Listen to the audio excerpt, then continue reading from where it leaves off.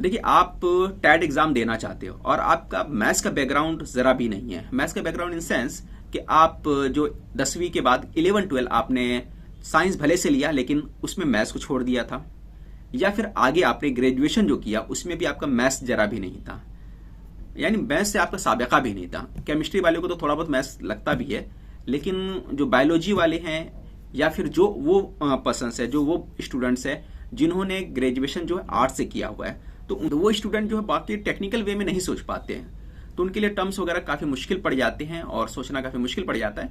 और जीके वगैरह भी जब आ जाता है तो उसमें साइंस वगैरह के पार्ट्स भी आपको पढ़ने पड़ सकते हैं। तो 2022 में तो नहीं था, लेकिन 2017 में था, तो उसको छोड़ भी नहीं सकते, लेकिन एक कुछ बातें उसको ध्यान में रखना ज़रूरी है। तो अब मैं उस पर बात करूं कि भाई आपको स्टडी अभी से स्टार्ट कर देना चाहिए, वेट नहीं करना चाहिए। अगर इन एक्चुअली बोला जाए तो जो आर्ट्स के बंदे हैं उनके लिए कम से कम 3 से 4 महीना तो मिनिमम चाहिए स्टडी के लिए, टैट जैसे एग्जाम के लिए।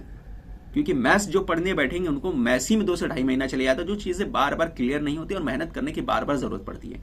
आप मान के चलिए आपका मराठी भी कमजोर है, मराठी बैकग्राउंड भी उतना अच्छा नहीं है, आपकी इंग्लिश भी कमजोर है, इंग्लिश भी अच्छा नहीं है, अब ऊपर से आप मैथ्स भी कमजोर है, फिर आप क्या करोगे? एक सिंपल सी बात है, आपको तो हार्डवर्क करने की जरूरत है, क्योंकि आपको कम से कम 120 मार्क्स चाहिए अगर होम टाउन है और ऊपर से आप लड़की हो। तो आप कहाँ चाहोगे? आप अपने घर के आसपास चाहोगे, घर के करीब में आपको मिल जाए जॉब, तो फिर आप 120 तो प्लस लेके चलो। और 120 के लिए आपको क्या करना पड़ेगा? आपको स्ट्रांग करना पड़ेगा, इंग्लिश आपको स्ट्रांग करना पड़ेगा, आपको मराठी स्ट्रांग करना पड़ेगा, मैथ्स स्ट्रांग करना पड़ेगा, तभी जाके आपका मार्क्स मिलेगा। 80 मार्क्स का जो आपका रहता है रीजनिंग होता है, इंटेलिजेंस होता है, लेकिन 80 मार्क्स हासिल करने के लिए उसमें उतना मेहनत की जरूरत पड़ती है। तो मैंने अपने तजुर्बे में मैंने ये सीखा भाई कि जितने लोगों को मैंने पढ़ाया है उसमें ज्यादातर मामला ये हुआ कि जो आर्ट्स के बैकग्राउंड वाले बच्चे थे उनको 2 बार समझाना पड़ता था बनिस्बत साइंस वाले को। साइंस वाले फौरन कैप्चर कर लेते थे उन चीजों को, और आर्ट्स वाले को थोड़ा सा ज्यादा मेहनत की जरूरत पड़ती थी।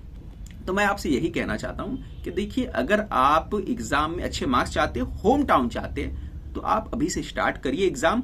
अगर मार्च के एंडिंग तक अगर आपका एग्जाम आ जाता है, नोटिफिकेशन आ जाता है फेब के एंड तक, फिर ऐसे वक्त में आपको बहुत ज्यादा मसला हो जाएगा, प्रॉब्लम हो जाएगा, आपके पास टाइम नहीं बचेगा, फिर आप बहुत ज्यादा नर्वस हो जाएंगे और डिमोटिवेट हो जाओगे। ठीक है, तो अगर आपको बैच ज्वाइन करना है तो आप कर लीजिए, या खुद से भी स्टार्ट करना चाहते, सेल्फ स्टडी भी करना चाहते तो सेल्फ स्टडी भी स्टार्ट कर दीजिए कम से कम, ताकि आपका बेनिफिट हो। बैच करना हो तो बैच कर लीजिए, या सेल्फ स्टडी जैसा भी करना हो, कम से कम आप स्टडी स्टार्ट कर दीजिए जिस वे में करना चाहते हो। बस मेरा यही सजेशन आप लोगों को। मिलते हैं अगली वीडियो में।